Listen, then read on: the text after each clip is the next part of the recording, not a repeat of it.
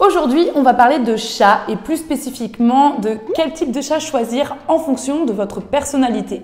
Bien que l'on retrouve certaines caractéristiques communes propices à certaines races, eh bien chaque chat est différent puisque c'est avant tout un individu et que chaque individu se forge son propre caractère en fonction des expériences de vie qu'il mène. Néanmoins, si vous hésitez entre certaines races de chats, on peut prendre en compte certaines caractéristiques physiques qui pourra plus ou moins correspondre à votre personnalité et à votre mode de vie. Pour commencer, si vous êtes plutôt maniaque, adepte de la propreté absolue, eh bien on va éviter de prendre des chats à poils longs. Je parle en connaissance de cause puisque j'ai vécu avec un chat à poils longs et je peux vous dire que ça laisse des poils absolument partout. Mais quand je dis partout, vraiment partout. Vous ne pourrez pas empêcher votre magnifique chat de perdre ses poils, donc le mieux pour vous c'est de vous rabattre sur un chat ayant un morphotype avec des poils courts.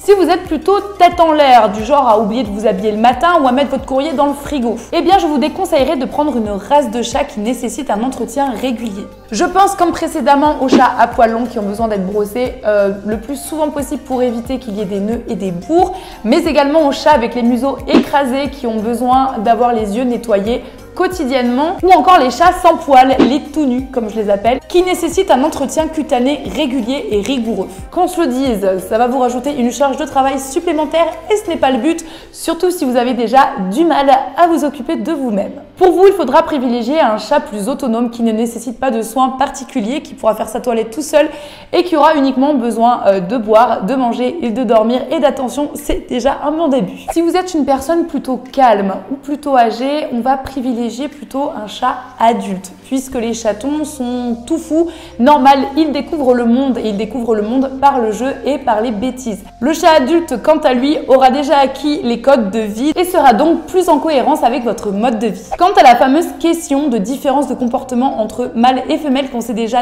tous posé, eh bien il n'y a pas vraiment de réponse. Tous les chats, mâles ou femelles, peuvent être câlins ou joueurs, etc.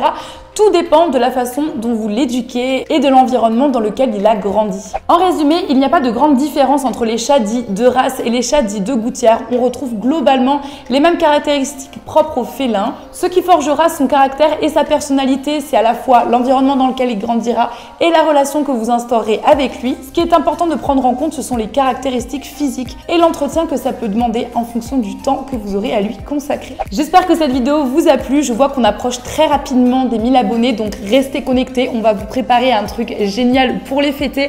J'en profite pour remercier toutes les nouvelles personnes qui sont arrivées sur la chaîne d'Assure au Poil entre temps et toutes les personnes qui nous suivent depuis le début. Quant à moi, eh bien, je vous embrasse tous, passez une excellente fin de semaine et je vous retrouve mercredi prochain pour une nouvelle vidéo Assure au Poil.